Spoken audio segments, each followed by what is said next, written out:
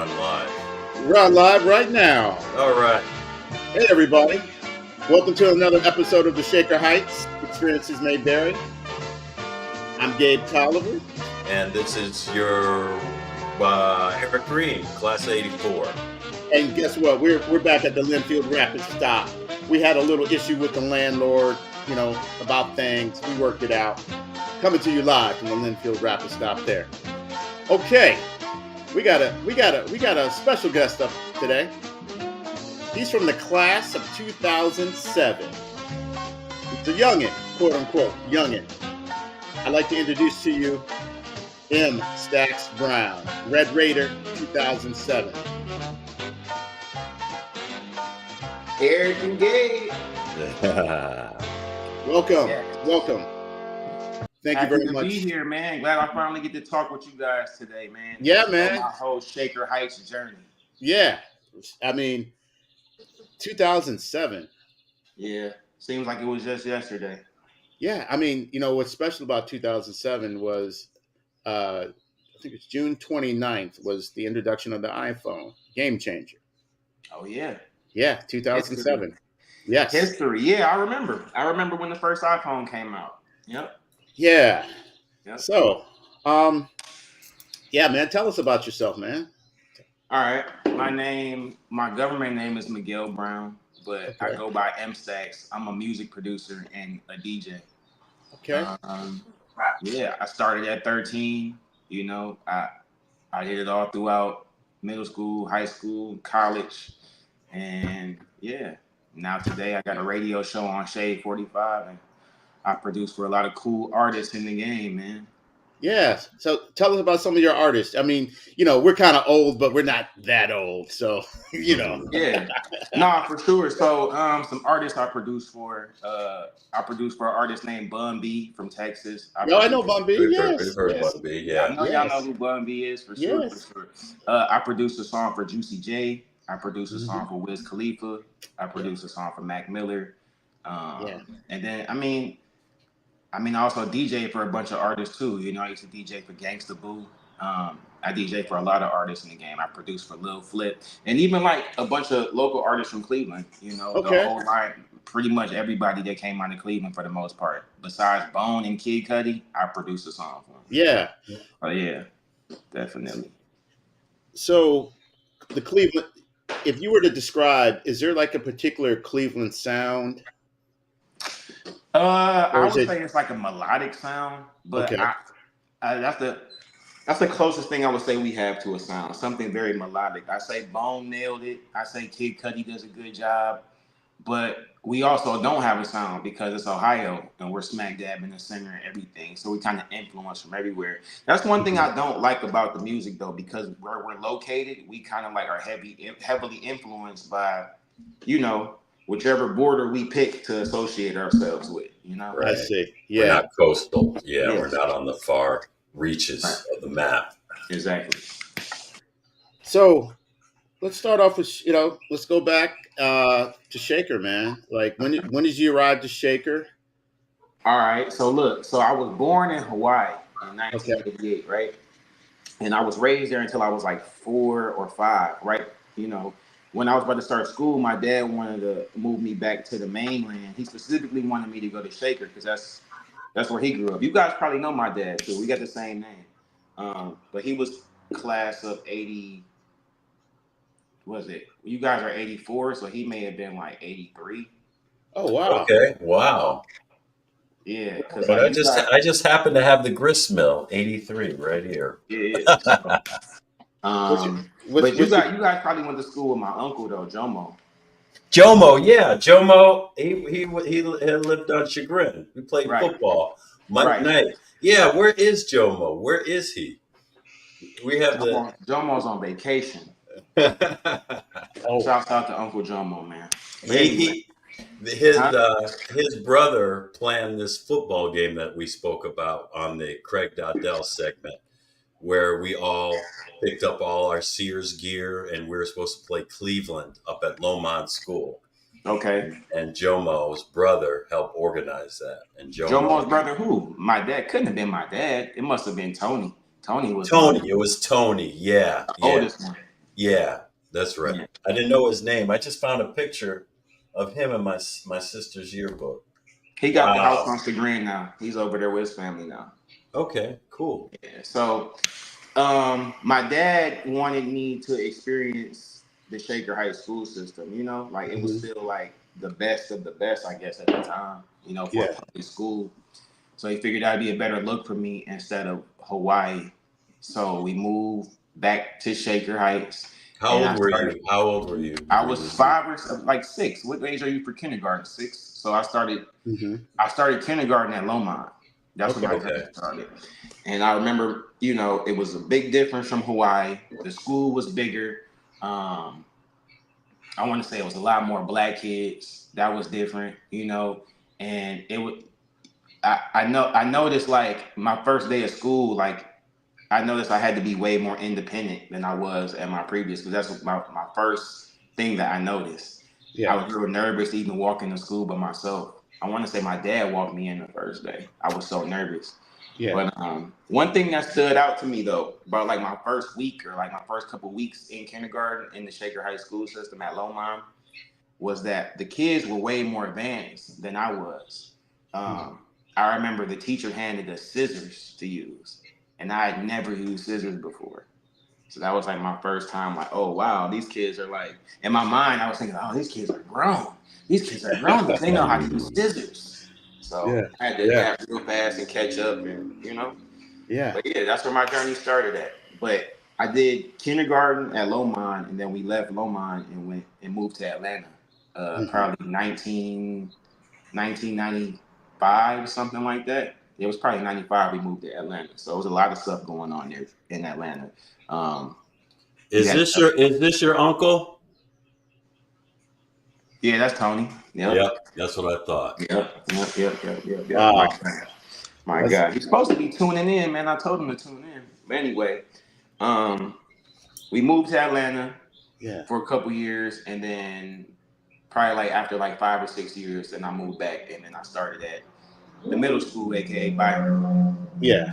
So yeah, So in that time, uh, what was your first exposure to hip hop? Were you first exposed to the Atlanta scene, like Outkast, Goody Mob, or were you already previously exposed to hip hop? Like the regular Run I ain't gonna DMC lie to you, era. Gabe. Yeah. Like you guys are a lot older than me, so you talking to a guy who was born in 1988. You know what I mean? Like Yeah. uh 1988, hip hop is everywhere. We Yeah. talking about the heart of the crack epidemic in America, Yeah. and Yeah. like hip hop was all around. It was in the household, so I can't even recall like my first um experience with hip hop. I do remember the first hip hop song I heard though. It was in Hawaii. I was in like one of those fun house things. I was playing Mhm. in the song Young MC, Don't Just Stand There, Bust a Move came Yeah. on. Yeah. That was my first time hearing a hip hop song, or at least like knowing like, oh, this is a rapper. Yeah. Um, but I really fell in love with it. It wasn't in Shaker Heights. It wasn't in Cleveland. It was in Atlanta because of Mhm. how rich the musical culture was down Yeah. there. You got to Hmm. think. You had the birth of the Face records, Yeah. right? You had like you said, Goody Mob. You had Outkast, and then you had Freaknik. You know what I mean? Like Yes. I Yes. remember my dad and my uncle Jomo taking me to Freaknik. My mom being there, like it was, like Whoa. it was a crazy experience seeing all the people, all the music, the rappers, Yeah. the clothing, So it definitely inspired me. That put the battery in my back. And speaking of that, that's really what popped it off. My dad used to be he did a lot of odd jobs growing up. And one of the things he did in Atlanta, he worked for Atlanta Peach Movers. They still Mhm. exist to this day. But I remember around that time, I was like getting into rapping. That's how I started. I would rap Okay. on a little tape recorder in the bedroom. But one day he did a moving job, and the dude didn't tip in money. He tipped in like music equipment. Oh The wow. dude was like, yeah, he was like, man, I got a bunch of stuff I got to get rid of. Like, he's like, you want this keyboard? He asked my dad that, and my dad Yeah. was like, yeah, I'll take it, and he gave it to me. And the guy was actually like, he was a popular like singer. I don't know if you guys remember it. His name was. He had a group. I don't know if it was his name, but the name of him or his group, it was called the Tony Rich Project. His name was Tony Rich. Yeah, Yeah. yeah, I Yeah. remember. Yeah, I That's remember where Vaguely. I got that my Yeah. name. first Yeah. keyboard from, Tony Rich. Wow. Nobody Wow. knows it but Wait a me. minute. Let's rewind back. How did you end up in Hawaii? How were? Okay, yeah. So my mother is from Hawaii. My mother is Filipino. She Okay. was raised in Hawaii though, so that's where her family was. So Okay. when her and my dad met, her and my dad met here in Cleveland on Kinsman actually, and I guess my mom got pregnant with me. She was like, yeah, I want him to be around my family. So she went back home, and my dad followed her, and that's where I was born. Okay. So Yeah. Um, I was also thinking about like Dallas, Austin, Jermaine Dupree them down there. too, Yeah, definitely. I mean, I down was there too in young. Atlanta. I Yeah. was too young to even realize what Dallas Austin did, but I would definitely see him in the music videos. And now that I'm older, I'm like, oh, okay, him and Jermaine Dupri was the ones helping pioneer that sound down there. I Yeah. didn't realize it back then, but over the years when I started learning about who was who and what was what, it definitely made sense. That's why I fell in love with music there because of how rich the culture was. So Shout what out kind of to wait a minute, what kind of music was your family playing in the house? Did you have any All right, other so influences besides hip hop? yeah, well, I mean, my mom is Filipino, but she was raised in the States, so she really was raised around all black people. And if you didn't know any better, you would think my mom is black. I mean, her name is Yolanda Brown, but she's like a tiny Asian woman. But all she listened to is R&B. okay. She's like this super R&B head, so she played a lot of that growing up. She listened to rappers too. I mean, I think one of her favorite rappers is Tupac. You know what I mean? Yeah. And Yes. Hawk. yeah, Pac. And then my dad always had an ill ass CD collection. He always had an ill CD collection. I remember he would have like Outkast, the first album that he came out with. He had like all the Wu Tangs. He put me on Mobb Deep, Young. He put me Oh on, yeah. them was the main ones I remember. 8 Ball and MJG. He put me on Beanie Yes. Siegel. He the one who introduced me to Jay-Z. So matter of fact, he's the one that introduced me to Nas's music. I remember for one Christmas, he bought me Nas was my favorite rapper, but I didn't have any Nas CDs. He went out to like Circuit City and bought every single Nas CD. Oh Yeah, man. for Christmas. But what's so crazy is I ended up working for Nas later on in life, and I introduced my dad to Nas, so that was cool. Oh, Wow. that's a cool full Wow. circle Okay. moment. Okay. Yeah. Full circle We got to moment. go chronological now. Okay, yeah. So where we at with it now? So, okay, where'd you go to elementary? You went to Lomond. What was that experience like? Let's. Lomon was cool. I can't remember what my teacher's name was. She was definitely a white lady though. She was cool, and I remember we used to take Mad Naps, and we used to watch Reading Rainbow during snack time, and that I was Yeah. just I just heard a remix of Reading Rainbow mixed with Reading some Rainbow. mashup. Yeah, That's and funny you brought that up. yeah, I don't know. I mean, kindergarten was fun. I mean, I would say Lomond was like my first time getting in trouble for something I didn't do. That was my first time experiencing that too. A lot You of know, trouble at Lomond for um, sure. yeah, definitely. But yeah, pretty much that's all I remember about Lomond. So Because right so after you that, I went to Atlanta. so you didn't make it to Shaker Middle School. You I didn't. made it to Shaker Middle School, but what I'm saying is I went to Lomond, then we left and went to Atlanta, and then Okay. came back from Atlanta, and I went to Woodbury, Okay. and then I All went from right. Woodbury to the middle school. Okay. Yeah. Okay. So something happened while I was in Atlanta. I got left back. I had to repeat sixth grade because when I went to Atlanta, I ended up going to the public school was so bad down there. That's another thing I Mm. noticed too. So coming from Lomond and then going to Atlanta public schools during that era, that shit was like if y'all ever seen High School High or Dangerous Minds or some shit like Yeah. that. Yeah. That's what the school was like. Literally, like I can remember being in class and like homework was not a thing. Like we didn't have homework. We had like fake homework assignments. Like I'm talking about the teacher would like fake give a homework assignment, but we don't.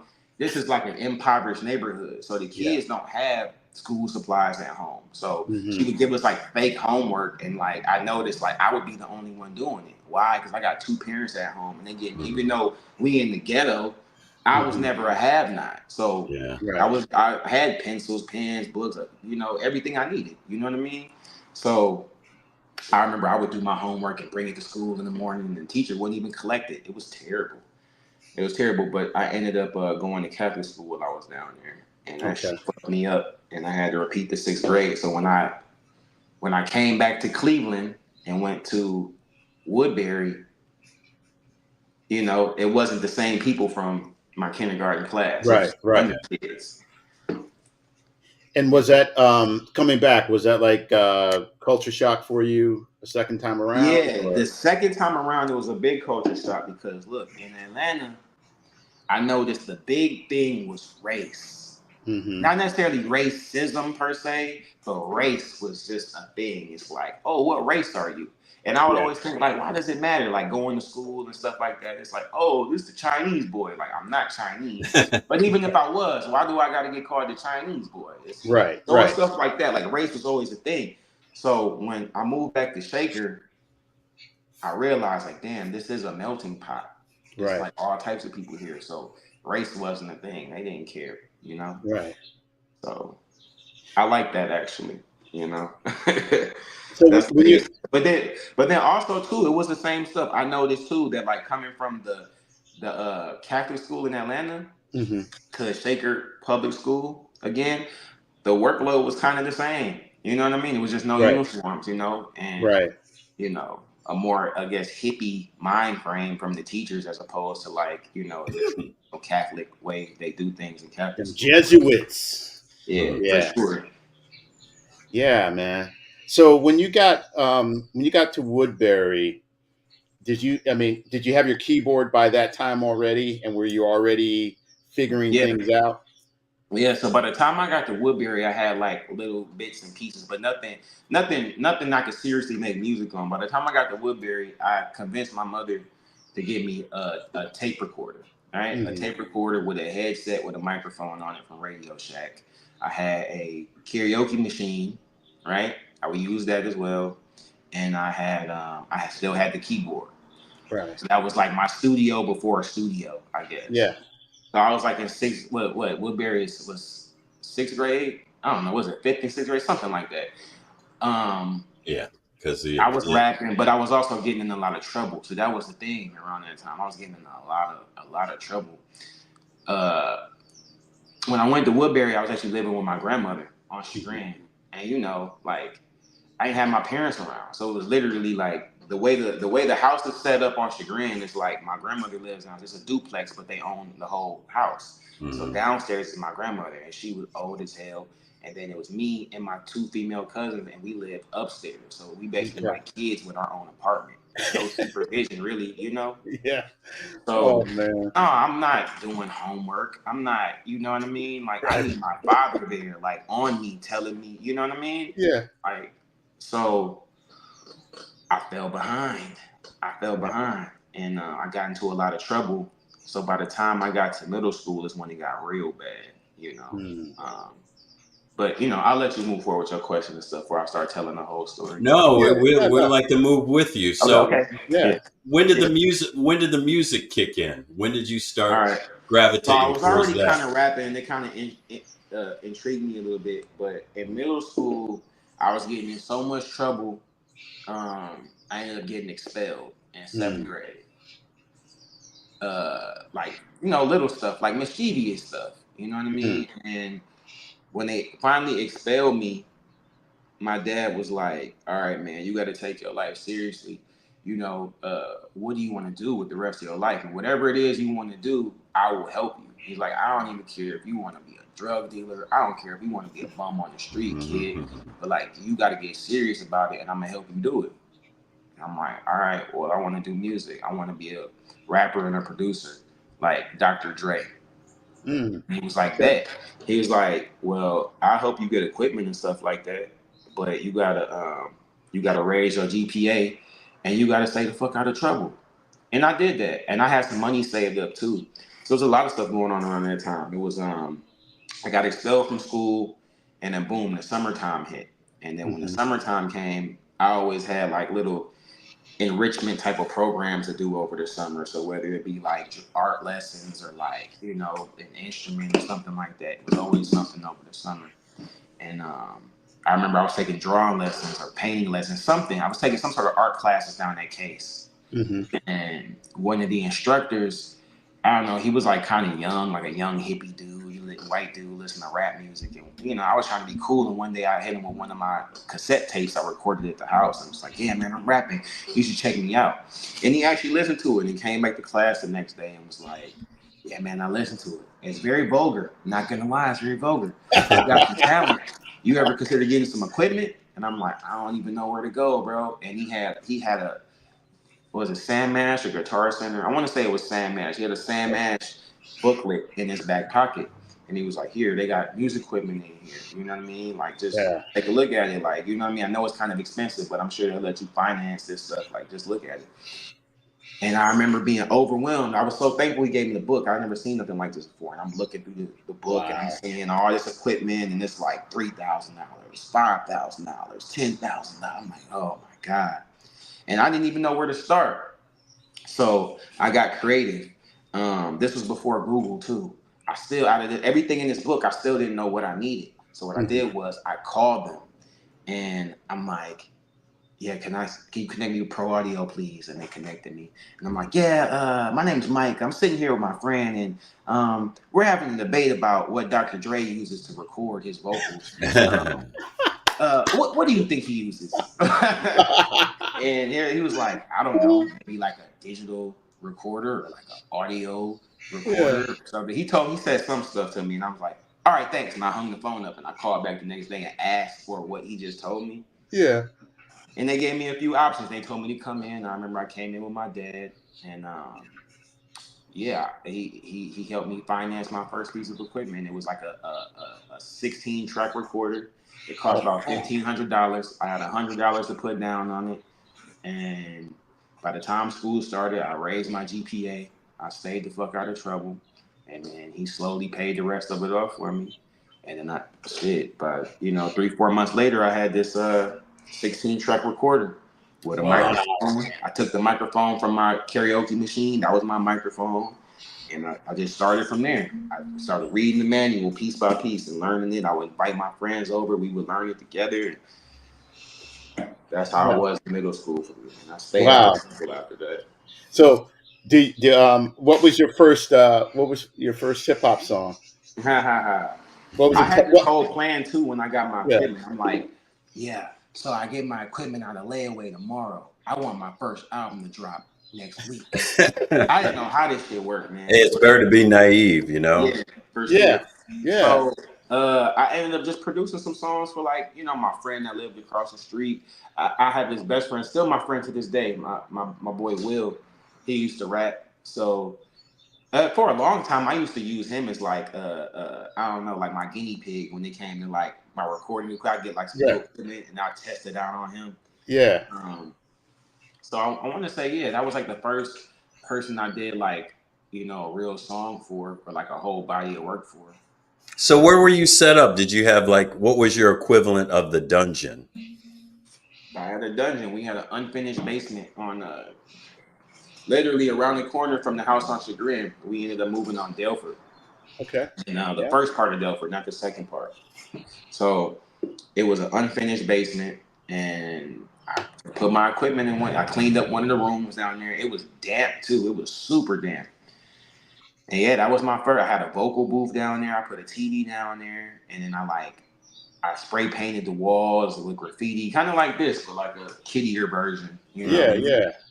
And all my friends would be over there all the time, and we had like a fake rap group. We called ourselves the Twisted Clique, and we had like a little mini record deal. We was faking the funk, man. You know what I mean? So were you aware of the history that had taken place before you got there? Because on either Reedham or Strathavon off of Lomond, a similar thing was happening with Mike Chapman and WZAK. He had the same sort of setup in his basement, and he was bringing people in and producing them. Are you aware of MC Chill and Michael Chapman? MC Chill. I want to say Chill came to my studio before when I was a kid. Yeah, I met Chill. I don't know the story, but I definitely met Chill. So yeah, that was the beginning, from what we know, of rap. Chill was beefing with Bones, right? Later on, Gabe might know more about. No, I don't know about the beef. Yeah, he was beefing with Bone. He told me this. I remember that when I was a kid. He was like, I got into it with Lazy Bone. But Okay, yeah, that's Yeah. what's up. Wow, man. So, let me see. So hip hop was taking big strides in Shaker Heights. Let's be Yeah, real at about that that. time it was nobody like locally doing music. Like as far as like Okay. the kids I was around, no, it's not like how it is now. You know how everybody has a studio. Yeah. You know, Yeah. it was only a couple of us. I know me, I had a studio set up.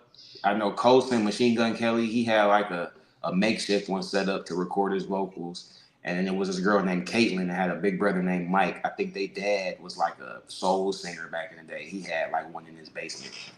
So were you friends with MKG, and how long ago? How Yeah, long? me and MGK for sure. I mean, I remember his first day there because I'm a little bit older than him, and he moved from Shaker to Denver. A lot of people don't know that he came.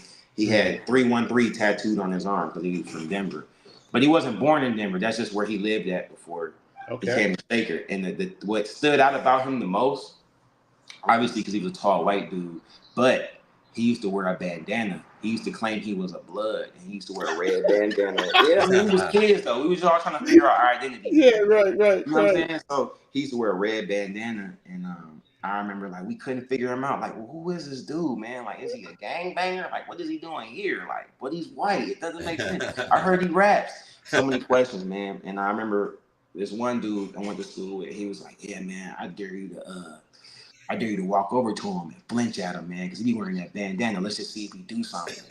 And like me being a kid, like I did it. You know what I mean? I flinched at him. I don't think he did anything though. He just kind of Yeah. looked at me crazy and walked away. But I think Right. later that day we got cool. We started talking and stuff like that, and Yeah.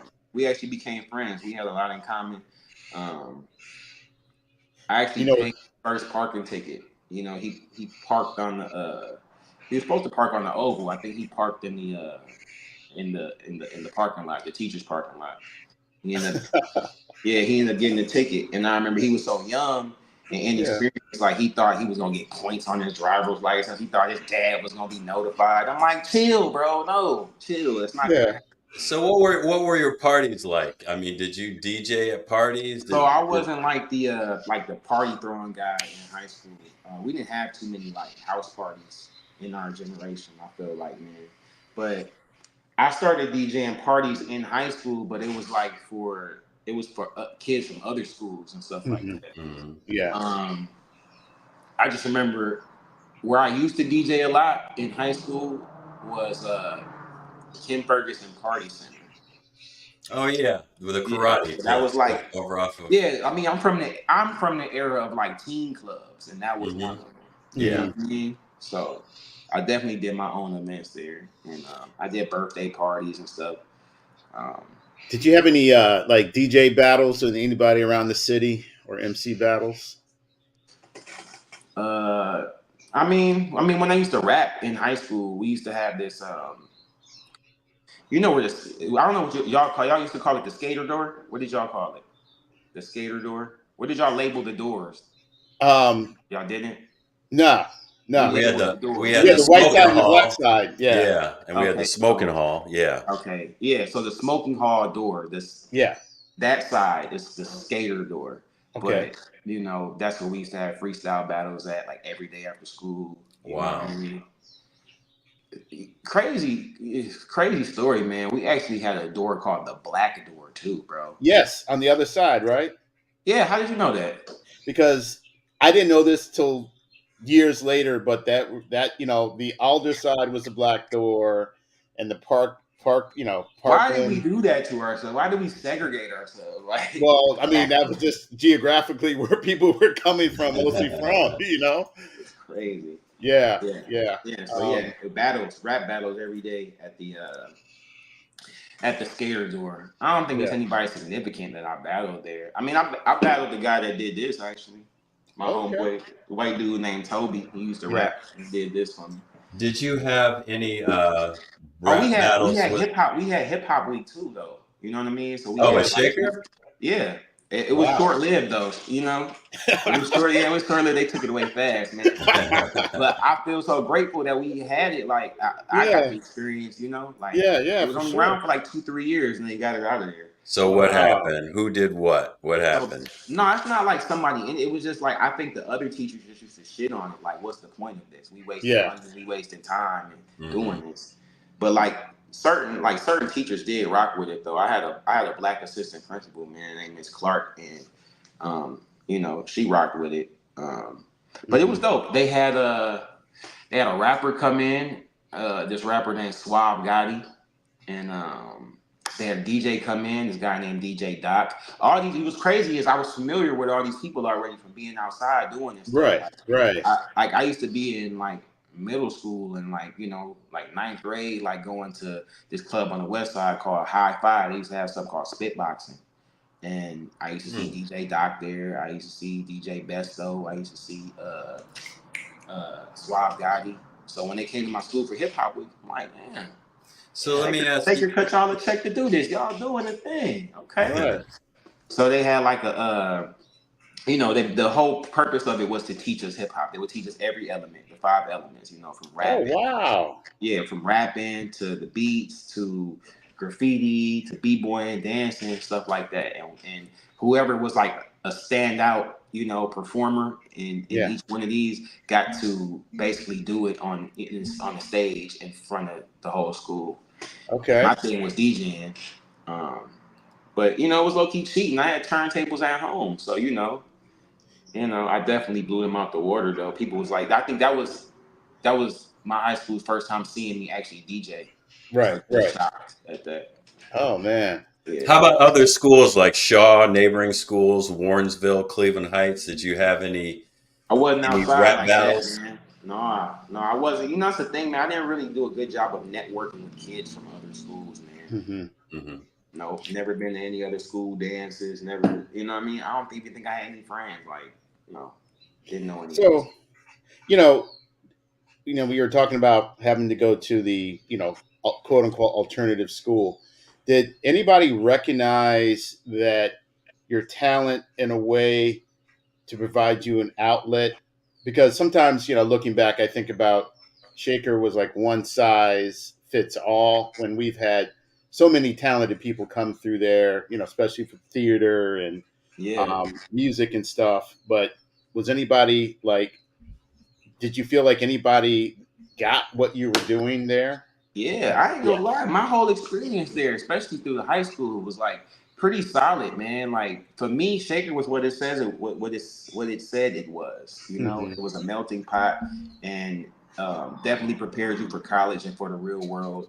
And I feel like the teachers there definitely gave a damn for the most part. I mean, you had your few weirdo teachers, you know what I'm saying? But for the most part, everybody was solid and definitely influenced me in a good way. I mean, a standout guy was my art teacher, Mr. Holiday. He was super supportive. He was super supportive of all of us. I mean, this dude used to let kids, like, as crazy as it sounds, he used to let kids like cut hair because kids was doing all they cut hair.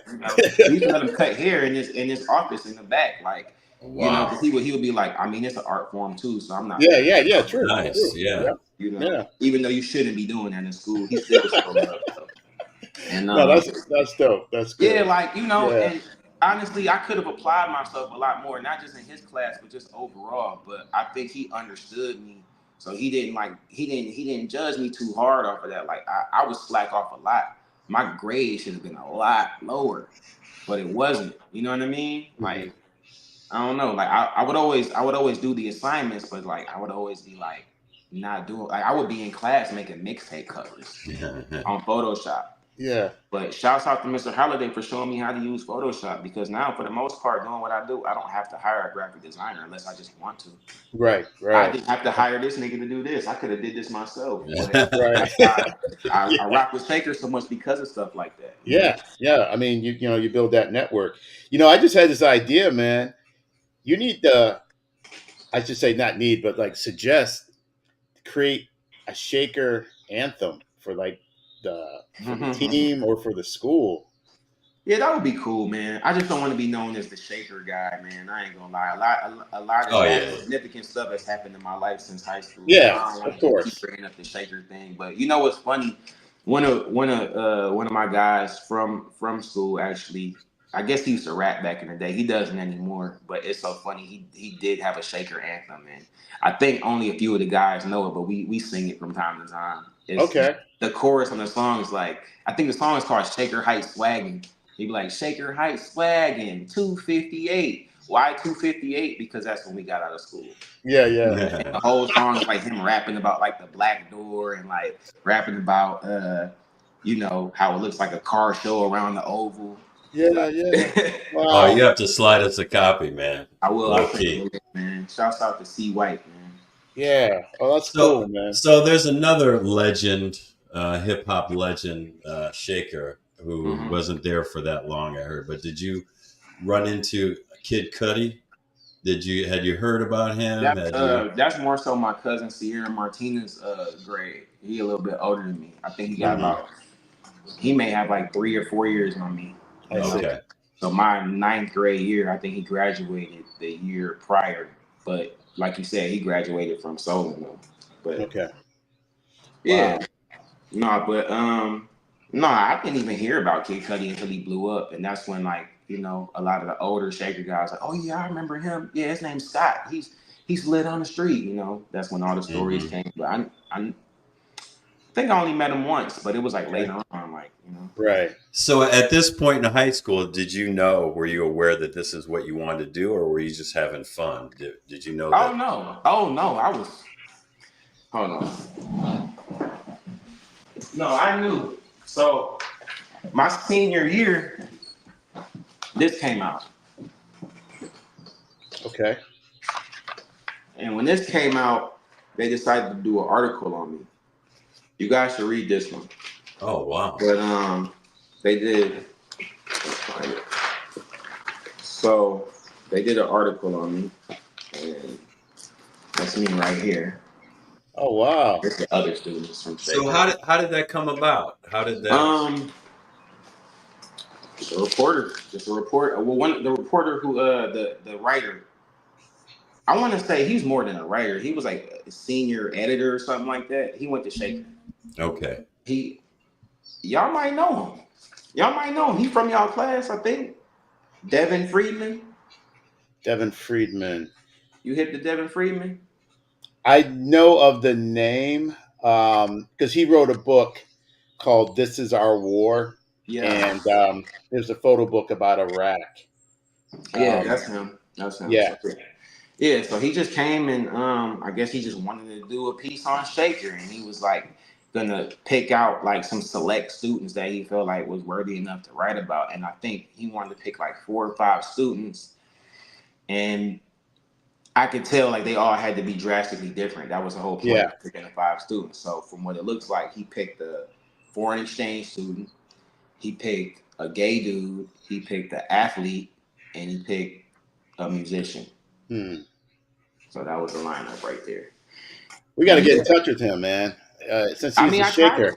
I tried to keep in contact with him, man. I tried to get him to be my broker at one point. I wanted him to like broker my beats when I was trying to get placements for major artists and stuff. Yeah. But, yeah, man. Good dude, man. He definitely treated me right when he did the article on me, because he could have really did me dirty. He was really like he's a journalist, so his job is to tell the truth. But like I'm a kid, so I'm telling him everything. So, right. Yeah, no, he didn't. He made sure he didn't put everything. Yeah.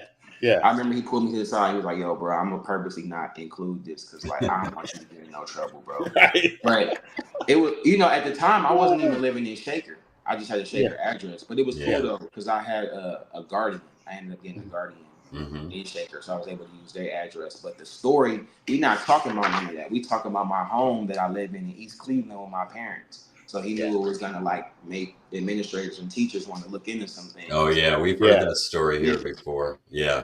He kept it G though. He was cool. And but this is what really popped it off though. Senior year, this is what popped it off because this told a lot about me. This gave my whole story that I'm telling y'all, and I was like, I'm not. This is the article that said I'm not going to college. You know what I mean? Yeah. That's what made me stand out from the other 4 students that he was writing about too. Everybody else had college dreams, hoop dreams, whatever. I was the only one that was doing music and was saying fuck college. So what did that do for you? I read an interview. I thought you said you did go to college. It didn't work out. I did. I did. Okay. I ended up going. I think, by the time it actually, everybody would start leaving for college, I'm like, man, I'm about to be here alone. Mhm. And, I went to Cleveland State, and that was cool. I mean, I got put on academic probation fast as hell, got kicked out of there even faster. But the cool part about it is, like, when they kicked me out, they started hiring me. I became one of their vendors. I got put on their preferred vendors list as far as like DJing and stuff. Oh, nice. So I guess that was a trade off. I thought that was cool. Like, I was getting paid thousands of dollars when I owed thousands of dollars. Feels like an even balance. Yeah. For sure. Wow. Let me see. What's my question here?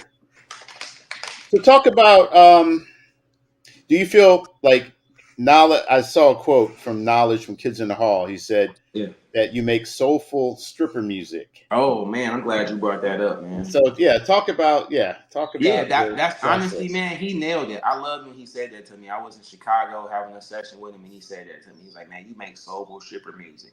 And my homie Will says that all the time too. So if I had to like characterize my music in a certain way and just describe it, I would definitely say soulful stripper music.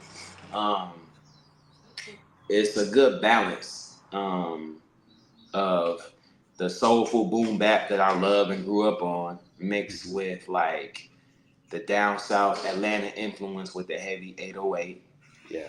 And I don't know. I guess that just ended up sounding like strip club music. It's a little bit slower.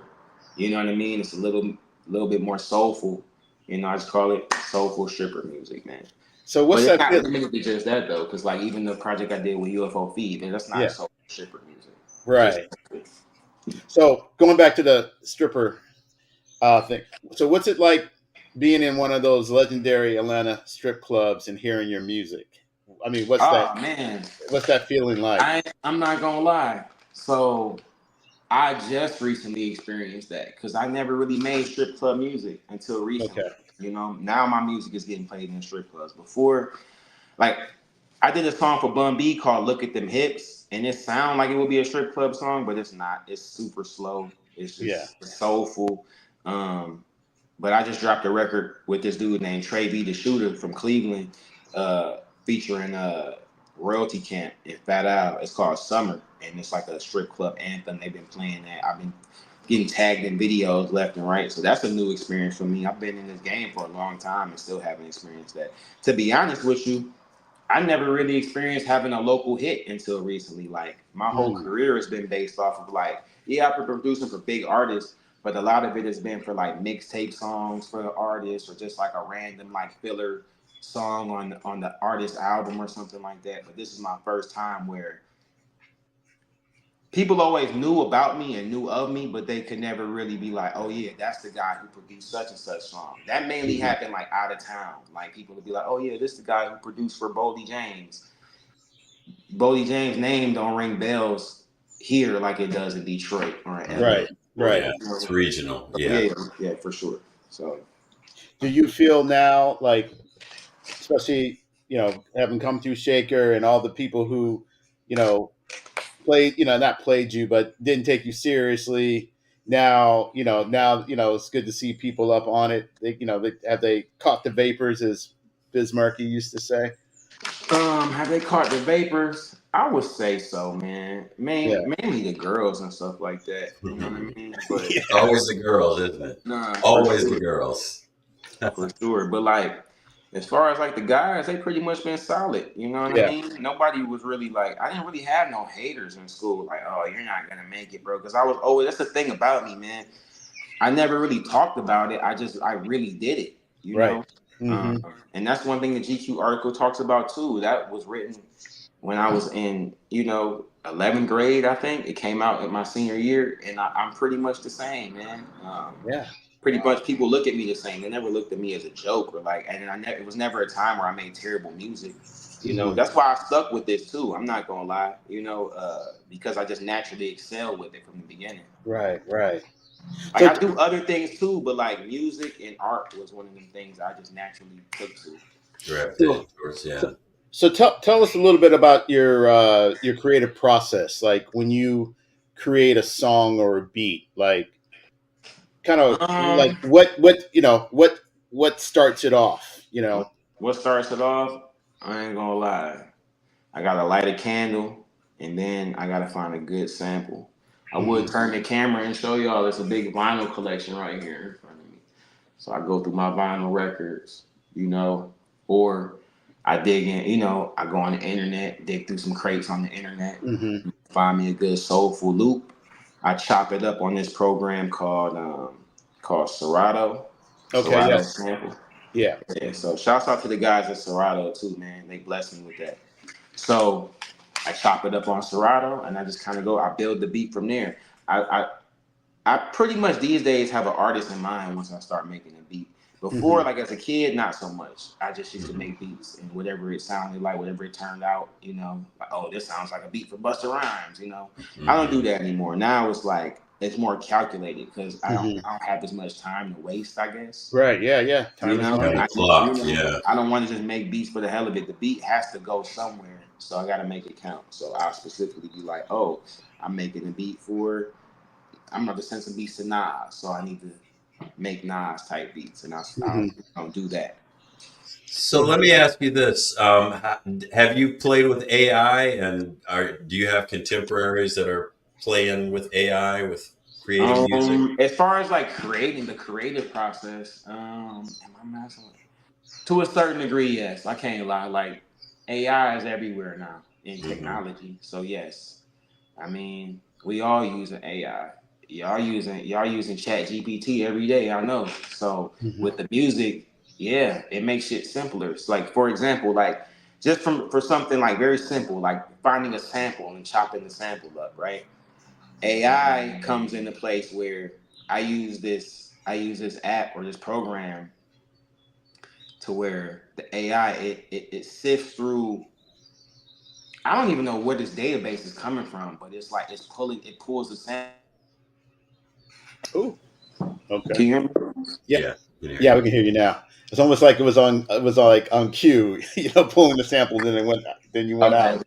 Yeah. Mhm. All right. Yeah. So like as far it pulls the sample from I don't know where they have this database from, but it's just like it pulls a sample for you.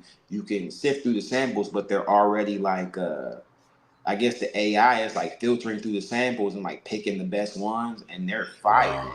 So it's just weird. And then like okay, so when I actually pick the sample, that's where the AI comes into place too.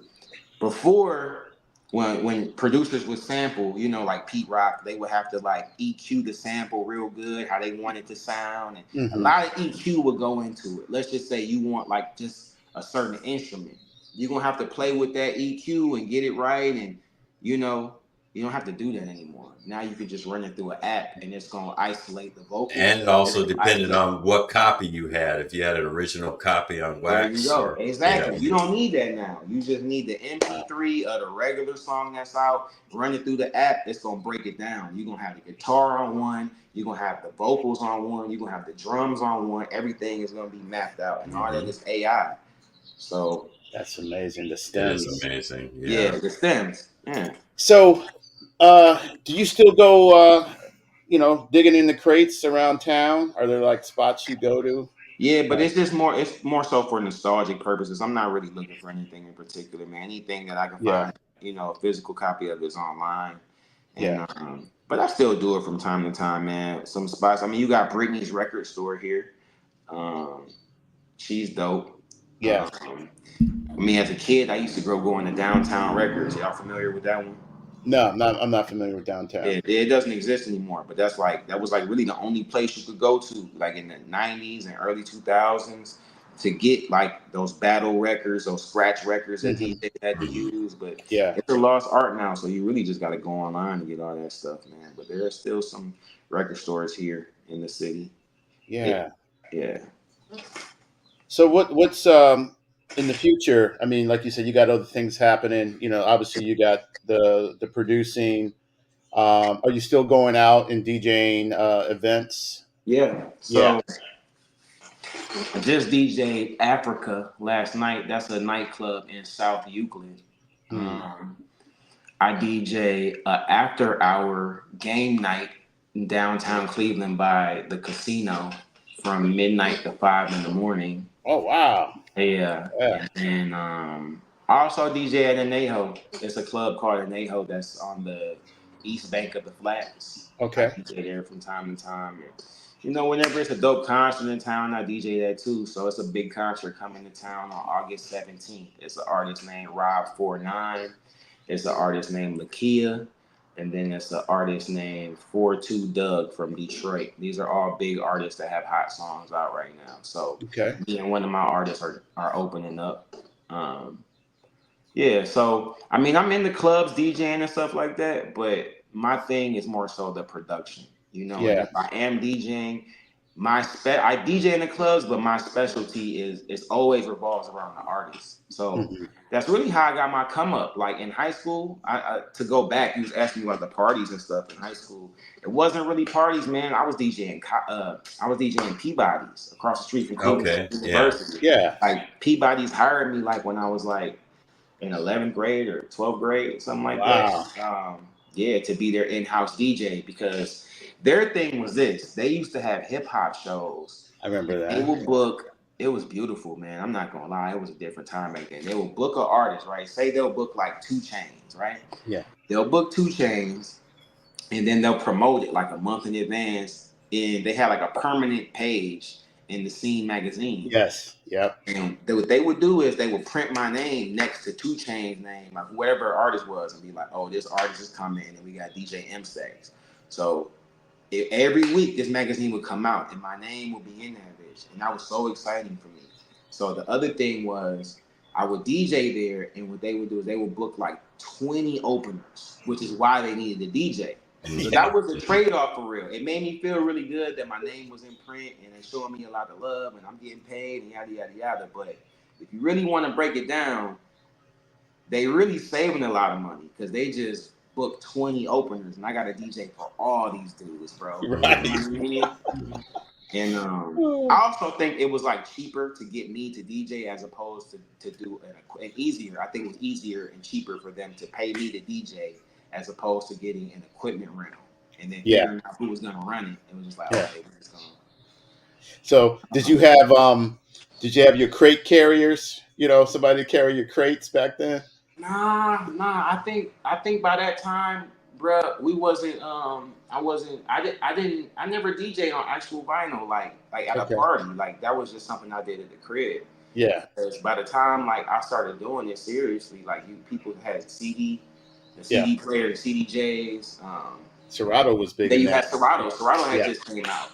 Yeah. So that was another thing. So no, I ain't have no crate carriers. Yeah. One thing about Peabody's though, that's really how I excel with the production because when you the DJ at a show like that, you end up having to be there for sound check. And when you're there for sound check, you get to network with the artist, you get to network with the manager, you get to network with all the right people you need to network with. Right. That's how I was able to get my beats to Bun B. That's how I was able to get my shit to Juicy J and, all these different people. It all started at Peabody's. One of the biggest placements I got was from Peabody's. This is an artist named Ricks. It's this white dude from Atlanta that signed to Tech Nine. And I met him right before he got his record deal. He told me he needed beats. I was DJing the show, and I sent him some beats, and he actually used them. He used like 2 of them for his first album. Oh, wow, right on. Yeah, that was probably one of the biggest checks I ever saw in music. Wow. It's residual, it keeps coming. So, are you ASCAP, BMI, or CSAC? ASCAP. Okay. I've been ASCAP since the beginning. My dad signed me up. Oh, right on. Yeah. For those who don't know, on the show, ASCAP is the Musical Composing Society. They make sure that the artists get their royalties. Definitely. And it's like it can be like Christmas every 6 months, in that way.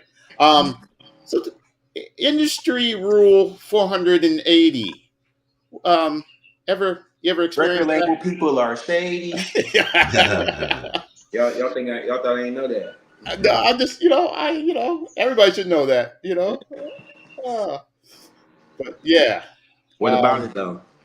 Yeah, I mean, you ever have to deal with like a lot of bullshit, coming Yeah, from I the mean majors. that's regular though. So I don't look at Yeah. that type of shit as like, oh, they're shady. It ain't that, bro. It's not necessarily that, Yeah. man. People move weird in all types of business, not just the music industry or True. entertainment. True. But you know, I have issues all the time, man, and I don't get bent out of shape about it because the thing about it is, um, there's always a solution when it comes to this stuff. You're not just depending on what it is. My experience, like I think the worst thing I ever had happen to me was just like a record label not paying me what they owe me. But even with that, you know, it's easy to figure something like that out. It's easy.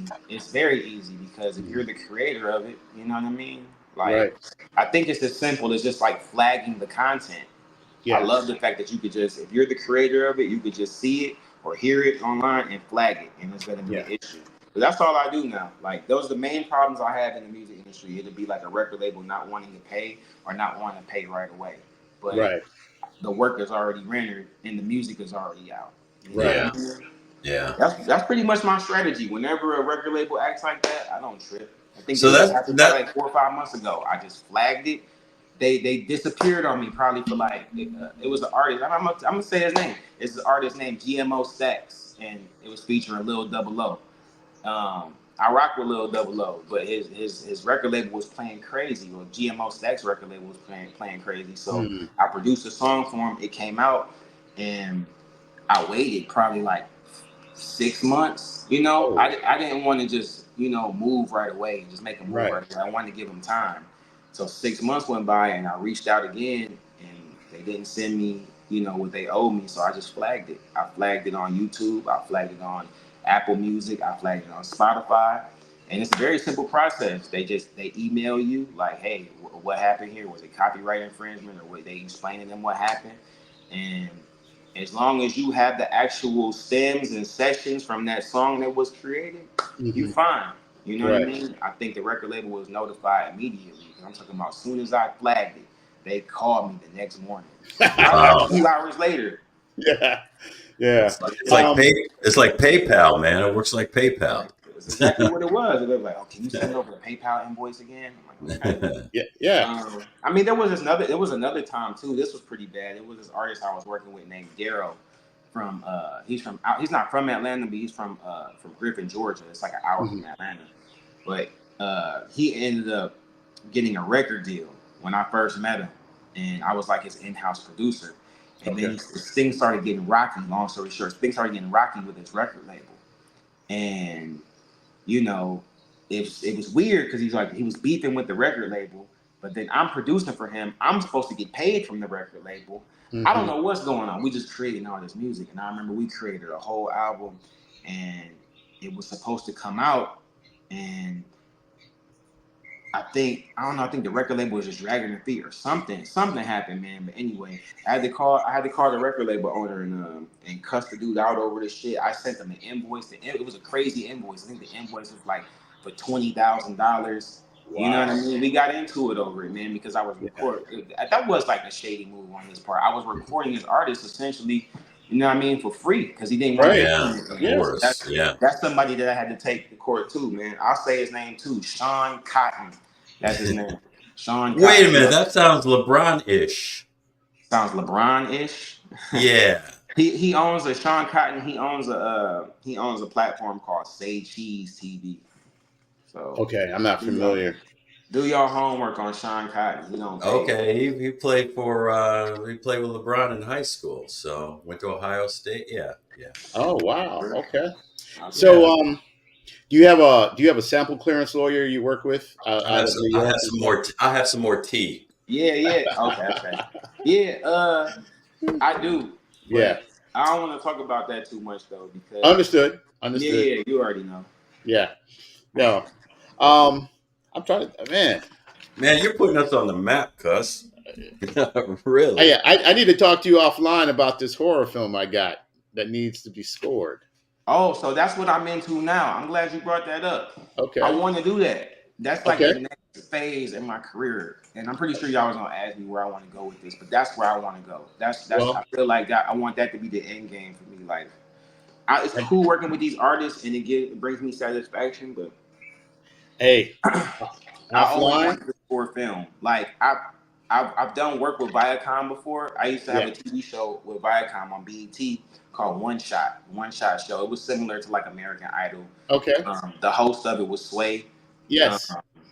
And we only had one season, but I didn't look at that as like really scoring. They really just purchased a couple of my beats to like have the rappers rap on the show, which was cool too. And my name was in the credits. And but I want to actually like what's the dude that did Star Wars? John Williams. John Williams. I want to be that type of guy. Or like what's one of my favorite movies, and it's because of the soundtrack, and it's a fire movie though. But it used to be this movie called Deep Cover with Lawrence Fishburne. Yeah, we were just talking about that movie. I just love the way it was scored. Like, I wanted to do that. I think Dr. Dre did his thing on that soundtrack. Oh man, the soundtrack. And listen, one of the best lines of dialogue ever. What up? Okay, remember the white dude was he was interrogating all the new cops to see if they were going to become undercover. The black man and a nigger. Yeah. What's the difference between a black man and a nigger? Only a nigger will answer that. That's a powerful line. That's a powerful line. Dude was like, I don't know. And dude was like, most niggers don't. Yeah. I love that movie though. Yeah, that's one of my favorite, man. So yeah, I'm definitely down to do that too. And I want to shoot a movie of my own too. That's next for me too. Well, we'll talk offline because I got some stuff to put you on code with regarding that. Yeah. Eric, man, hey, y'all know we had a radio club in Shaker? Did y'all have that? No, we had a gun club, but not a radio club. No, we had a radio club, man. We had a radio station, man. We was like one of the only schools with a radio station. What? Wow. Yeah, so that's really what helped me. That's what I'm saying. Like Shaker was raw. What was the culture? Was it hip hop? I mean, when we were there, we could play whatever. We could make whatever type of show you wanted to make. You could do it.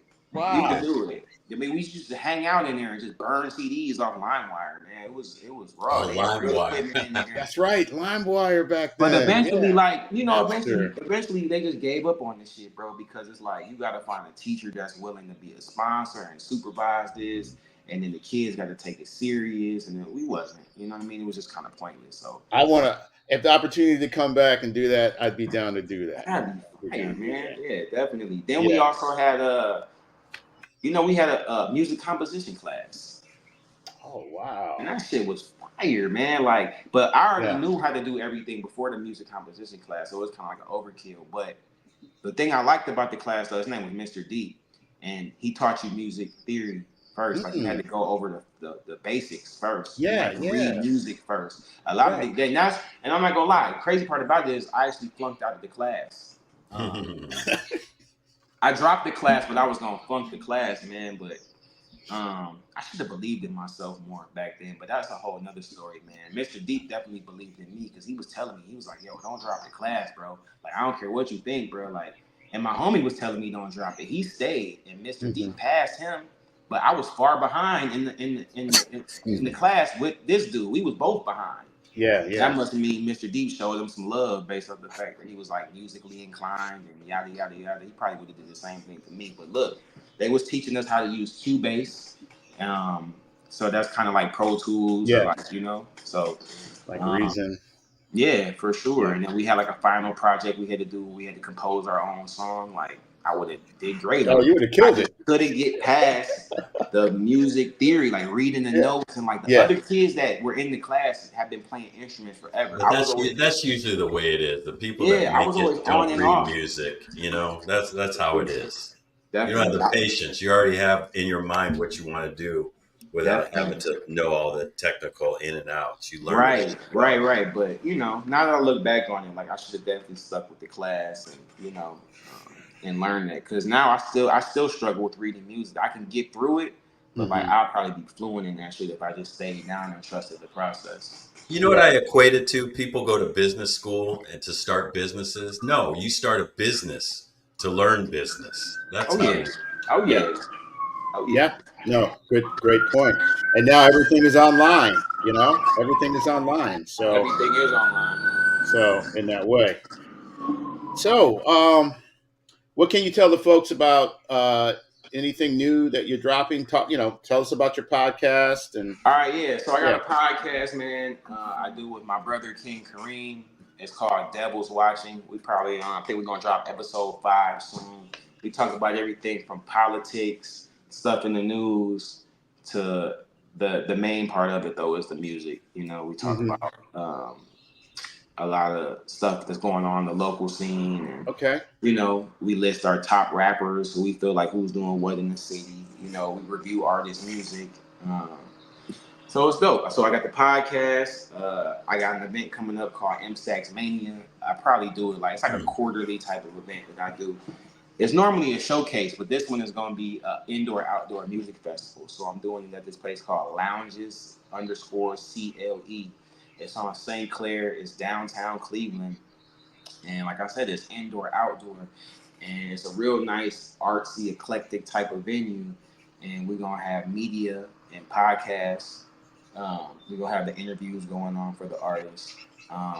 We're going to have food. Not like cater food. We're going to have the different food vendors there. Okay. Stuff, the vegan stuff, because I'm vegan. So I want to have the vegan food vendors there. We're going to have the merch people there selling clothes, art. I'm going to be there selling my shirt. I'm going to have MSAX Mania shirts. I got a new album that's out with UFO Feed called Crash Landing. So I'm going to have those vinyls for sale there. I got a vinyl that's out with Boldy James called Live at the Roxy, LATR. I have the vinyl for that. That will be for sale. Nice. And yeah, I don't know, man. I mean, I got some dope headliners, man. Shouts out to my boy Rudabang. He's a fire artist from Cleveland. I listened a little bit of him. Yeah, I love that name, Rudabang. That sounds like that could be a cannabis strain. Definitely, man. Definitely. So so we're probably like on our 3rd EP right now. Definitely one of the doper artists I'm working with. Then we're gonna have Fat Al perform. I don't know if you guys remember him. He used to have this song called Came Down. He's like a local legend. Okay. But yeah, I mean, it's a dope venue. Matter of fact, how I got hip to the venue, I was there for Joe. You guys remember Joe Little from the Rude Boys? Yes, the Rude Boys I remember from Levert. Yeah. He had a show there. That's how I got hit to the venue. I was like, I have to do my MSAX Mania here. Yeah. That's going on. That's September 1st. What else I got going on, man? New projects on the way. ABC. Always be creating. Yeah. That's pretty much it, man. That's all that's going on in my world, man. Yeah. Okay. Well, that's enough. That's definitely enough. Oh, I have my show, Shade 45. How could I forget about that? Yes. Listen, if you guys don't have Sirius XM, man, y'all got to get it. My show is every Sunday. I play all Midwest artists for like 2 hours. It's 2 DJs, but I spend for an hour, but it's all Midwest music. I do the show with my guy, Andrew Barber from Chicago. Okay. So. Yeah. One of my old roommates from New York, Reef. I don't know if he was still there at Shady 45. He's over at Apple now. Okay. Rob Tulo. His name is Reef? Yeah, Rob Tulo. Okay. So if you come across him. Hey, are you guys cool with David Eaton? Yeah. Well, I know I grew up with David Eaton because David Eaton hung with Jomo. Right. And Mike Knight. I remember David Eaton always being around. And y'all went to school with a nigga named Michael Knight, bro? Yeah. I always think it's funny when my dad brings that name up because I always think about the TV show. Oh, Knight Rider. Yeah, Knight Rider. Yeah, we were just talking about, I was just talking about them in a show or two before. Man, they hung tight. They were a year younger than us, but they were tight like nothing. They challenged you. They were young cats. They were short. But they didn't take any mess from anybody, never. And they always stuck up for each other. And they ruled the roost at their level, man. Everybody gave them a lot of respect. I'd like to get them, all 3 of them on Crooks, not what do I call it? Clicks and Crews. I want to create a show called Clicks and Crews. I want to get those dudes on. So yeah, if you Jomo, man, that would be really something. That we really have some stories then. Oh, Jomo, yeah, man. Yeah, man. I'm so glad. I'm so glad I don't go by my middle name like my dad, DeWitt. I never really liked the middle name like that, man. But that's what they know him as. So I'm Okay. glad my high school experience, I was just called by my first name. Isn't that funny how I pulled up the picture of it was your uncle, right? Yeah, Tony? Uncle Tony. Isn't that crazy? Yeah, That happens a lot around here, doesn't it, Gabe? yeah, man. You Yes. kept, A lot of yeah, you had synchronicity. that yearbook ready. Yeah. Well, I was going through my sister's. I was up in Virginia a couple of weeks ago, and that picture popped out. And I was just talking about Jomo too. For sure, man. It's a very distinctive name. I mean, it's a famous name of a black revolutionary, Jomo Yeah, Kenyatta. Yeah. definitely, man. Yeah. Do you know who my favorite Shaker person is of all time, though, man? I'm not gonna lie. Paul Newman. Yes. I Yes. always wanted to be like Paul Newman, man. And I'm Yeah. still working on getting a Rolex. It's coming. Hey. All right. Well, we could do a Paul Newman live drop. See what I'm saying? I love So Newman's Zone, man. I yeah, love Newman's. M Stacks. When you're in the studio late at night and you're feeling frozen pizza, what do you go for? Newman's Own. Always. For Found sure.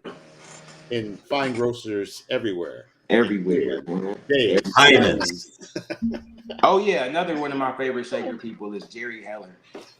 Oh yes, the manager of NWA. I did not know that for years that he was from Shaker. Yep. Yep. I met him Yep. one time. Yeah. He was a cool dude. Yeah. He signed his book for me. Oh, right on. Right Yeah, on. before he passed, man. Yeah. I don't like the way that he tried to shit on him in the movie, man, because I'm pretty sure he got his own perspective and his own story of for himself. He need a movie, man. I'm not gonna lie. And I will say this, man, about Jerry Heller, man. I like the way he talked shit about Ice Cube until the day he died. He stood on business, bro. He stood on business, bro. Yes. Yes. He talked crazy about Ice Cube to me, bro. Yeah. So Yeah. Yeah. I mean, we can't front, man. Our community has produced a lot of great, notable folks. so many, so many. Um, like Levert Gerald was our classmate, and Yeah, I feel. yeah, and yeah, I mean, I produced for his kids later on. I thought that okay, was cool. yeah, Um, I can remember his daughter Carlicia coming over when I was young, and we did a song. And his other daughter Cameron came by for a meeting, and I mhm, ended up getting real cool with his son Lamicah when I moved to Atlanta. Like he was okay, always around and stuff like that. yeah. So, No, man, man. you're Yes. found in the rich tradition legacy, especially on Oh the yeah.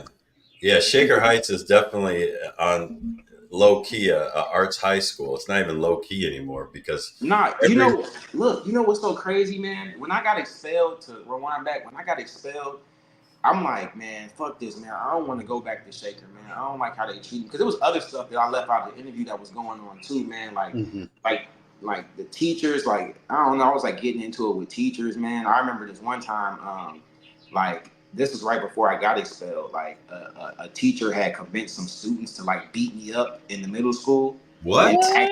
they actually did it. Yeah, they slammed my head into it. You remember the middle school, like the bathroom doors, they like thick wooden doors, Yeah, bro. right. Yeah, Or just yeah. right by Mr. Staunton's wood shop class. Yes, Mr. Staunton's wood class. Yeah, I so had that. I'm in the bathroom like trying to hide from these dudes, and I'm like listening by the door to see if they left, and I put my head like this, and they pushed the door open and like knocked me out. And I just remember when they hit my head, I just remember them being like, "Oh shit!" and they ran.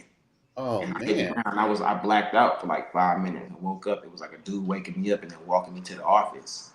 But man. it was stuff like that going on. So once I got expelled for what I did, I'm like, I don't want to go back, man. I don't even feel comfortable here, man. I don't like Yeah. it. So I wanted to go to Cleveland School of the Arts, and I remember our audition, and they was like, "Doug, I mean, you on the waiting list. Like, you definitely talented. We gonna let you in, but chances are you ain't never gonna get off this waiting list. And for two, you better off staying where you at. You go to Shaker, bro." He was like, "Y'all got way more money than this. Yeah. Y'all art program is killing our whole school."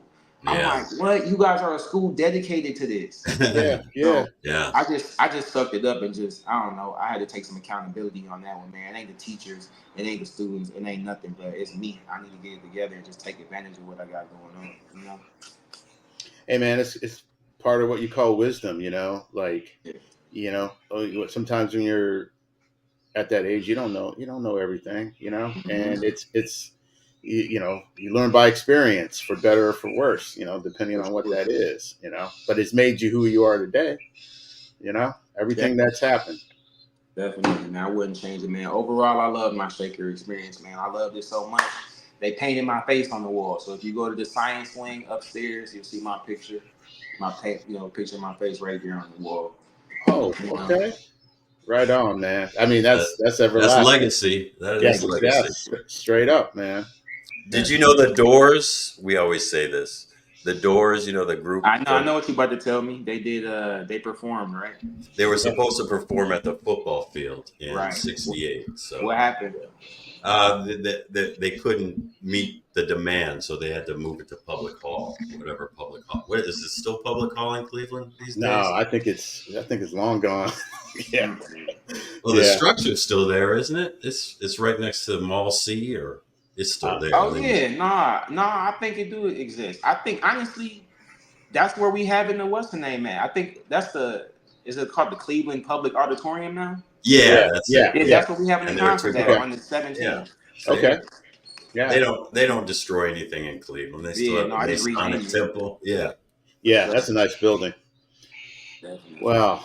So here's our closing thing. So you provided the interview. We didn't have to question you too much. No, who would you bring in, and who would you like us to interview? And in liking us to interview them, you have to help us recruit them. Who would that be? All right, I think y'all should interview. There's a couple people, but just one. I would say my man William Warren, man. William Warren for sure. I mean, he's class of 07 too, but he got a whole different perspective. He got a whole different Shaker experience than I do, and I think it's cool that like he's an administrator at the high school now. So he got a cool story. I think you guys should have him on. And I can put him on here too. Okay. All right, I'm gonna play our theme music. This is how we. Wrong one. We get killed for that one. Copyright claim.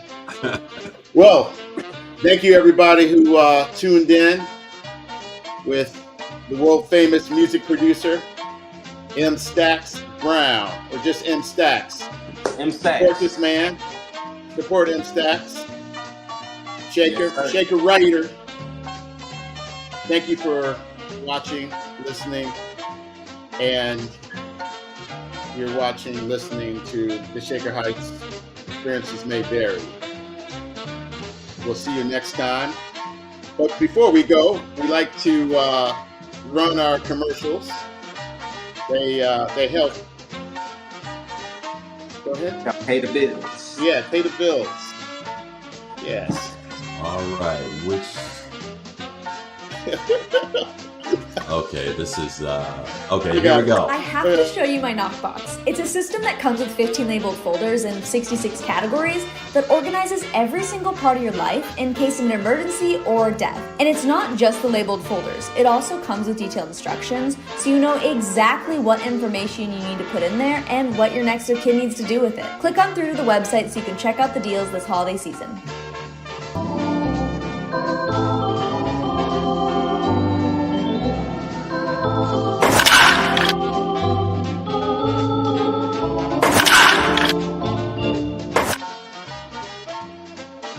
Okay.